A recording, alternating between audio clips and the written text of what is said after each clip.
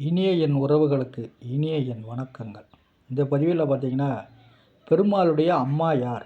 இதுதான் நமக்கு இந்த பதிவில் தெளிவுபடுத்தியிருக்கிறேன். ஸ்ரீமன் நாராயணன் ராமனாக திரேதாயுகத்தில் அவதரித்த போது தசரத மன்னனுக்கும் கோசலைக்கும் பிறந்தார் என்று வரலாறு கூறினாலும், அந்த தசரத மன்னனும் கோசலையும் யார் என்று கேட்டால் காசியபுரம் இந்த அதிதியும் தான். இவர்களுக்கு பிறந்தவர் தான் இந்த ஸ்ரீ ராமபிரான். அடுத்ததாக இதே கிருஷ்ணனாக அவதரித்ததும் இந்த தாயின் வயிற்றில்தான். வசுதேவருக்கும் பிறந்தவர் இவர். இந்த வசுதேவருடைய பிள்ளையாக கிருஷ்ணன் அவதரித்தார். இவர் அதிதியின் பிள்ளைதான் கிருஷ்ணன். மகாபாரதத்திலும் இந்த அதிதியைத்தான் கிருஷ்ணராக அவதரித்தார் ஸ்ரீமன் நாராயணன். அடுத்ததாக இதற்கு முந்தைய அவதாரமான குள்ள வடிவம் எடுத்து மகாபலி சக்கரவர்த்தியிடம் 3 அடி இடத்தை வாங்கினார் அல்லவா, அந்த வாமனனின் தாயும் இந்த அதிதி மாதா தான். காசியபருக்கும் அதிதிக்கும் பிறந்தவர்தான் குள்ளனாக அவதரித்த அந்த ஸ்ரீ வாமனமூர்த்தி ஆவார். இப்படி ஸ்ரீமன் நாராயணனுக்கே தாயாக வந்தவர் இந்த அதிதி மாதா. இவருடைய செயல்கள் அளவிட முடியாதது. இந்த பூலோகத்தில் நாம் இவரை பற்றி அவ்வளவாக தெரிந்து கொள்ளாமல் இருக்கிறோம். 12 ஆதித்யர்கள் உலகில் வலம் வருகிறார்கள். சித்திரையில் தாதா, வைகாசியில் அயர்மா, ஆனியில் மித்திரன். இப்படி தமிழ் மாதங்கள் 1ஆம் தேதி அன்று ஒவ்வொரு ஆதித்யர்களும் 12 ஆதித்யர்களாக வலம் வருகிறார்கள். அவர்களை பெற்ற தாய் யார் என்று கேட்டால், இந்த காசியபரின் மனைவியுமாகிய தேவர்களின் தலைவையுமான அதிதி மாதா தான். அதிதி மாதாவை புனர்பூச நட்சத்திரத்தில் பிறந்தவர்கள். அதற்கு அதிபதியே இந்த அதிதி தான். அதிதியை தினந்தோறும் நாம் தெரிந்து கொள்ள வேண்டிய ஒன்று இந்த அதிதி மாதா. ஸ்ரீமன் நாராயணனுக்கே தாயாக வந்தவர் இந்த அதிதி மாதா. காசியபருக்கும் அதிதி மாதாக்கும் பிறந்தவர் தான் இந்த 12 ஆதித்யர்கள்.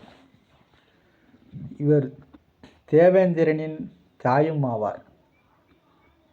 தேவர்களுக்கெல்லாம் தலைவி, புனர்பூச நட்சத்திரத்தின் அதிபதியுமாக அதிதி தேவதை. அதிதியை புனர்பூச நட்சத்திரத்தில் பிறந்தவர்கள் வணங்க வேண்டும். புனர்பூச நட்சத்திரத்தில் அதுக்கப்புறம்தான் புனர்பூசம் சரியில்லை என்று தெரிந்துதான் அவற்றை உலக மக்கள் மதிக்க வேண்டும் என்பதற்காகவே ராமபிரான்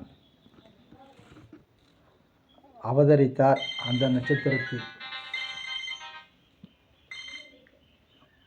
ராமபிரான் அவதரித்தால் அந்த நட்சத்திரத்தில். ஆகவே புனர்பூச நட்சத்திரத்தின் அதிபதியை நாம் வணங்குவோம். ஆண்டவனின் தாயாக உள்ள அந்த அதிதி மாதாவை தினசரி வணங்குவோம். 3 பெருமானின் 3 அவதாரங்களிலும் அதிதி மாதா முக்கியத்துவம் பங்கு பெறுகிறார். வசுதேவருக்கும் தேவகிக்கும் பிறந்தவர் கிருஷ்ணர் பரமாத்மா. இந்த தேவிகி மைந்தன் என்று தான் நாம் கூறுகிறோம். அதிதிதான் தேவகியாக வந்தார் என்றால் நாம் அவற்றின் பெருமைகளை எடுத்துக்கொள்ள வேண்டும். அதிதி மாதா தினசரி உதிக்கும் கதிரவனின் தாய் என்றால் நாம் அவற்றை மறக்க வேண்டாம். கதிரவன் என்றதுமே அதை கோளாக பார்க்கதை விட நமக்கு பிறக்கும் தகப்பன் எவ்வாறு உள்ளார் என்பதை அறிய வேண்டிய ஒன்றுதான் இந்த கதிரவன். கதிரவனின் தாய்தான் அதிதி. அதிதி மாதாவை நாம் அனைவரும் போற்றுவதற்கு உறுதுணையாக இருக்க வேண்டிய பதிவுதான் இந்த பதிவு. ஸ்ரீமன் நாராயணனே அதிதி வயிற்றில் பிறந்திருக்கிறார் என்றால் அதிதியை போற்றி வாழ்வதும் அவருடைய பெருமைகளை பறைசாற்றுவதும் நாம் ஒவ்வொருவரின் எண்ணமாக, நம் எண்ணத்தில் வந்த வண்ணமாக நாம் பிறருக்கும் ஒளிரூட்டும் விதமாக சொல்ல வேண்டும். அசுரர்களுக்கு மிகப்பெரிய எதிரியாக வந்தவர் அதிதி மாதா. அசுரர்களோடு பல போரிட்டு வென்றவர் அதிதி மாதா. அதற்காகத்தான் தேவர்களின் தலைவி என்று நாம் கூறுகிறோம். தேவர்களுடைய தலைவியாகவும் இந்திரனுடைய அம்மாவாகவும் 12 ஆதித்யர்களின் தாதா அயர்மா, மித்திரன், வருணன், விஷ்ணு, இந்திரன், பூஜா, பர்ஜினி, துவஸ்மா, அச்சன், பகன், துவஷ்டா, விஷ்ணு அப்படிங்கிறவங்கள கொண்டு வந்தது இந்த அதிதி மாதா.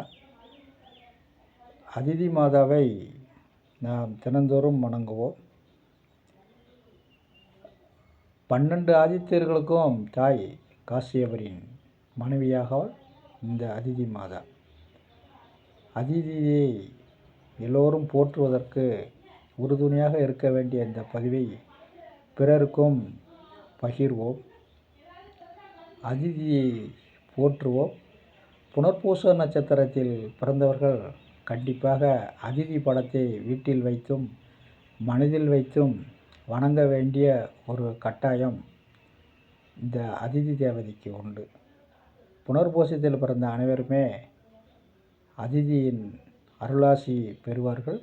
அதிதியை போல் வாழ்வார்கள். அதிதி திருவடியிலே சரணம். ராமன் திருவடியிலே சரணம்.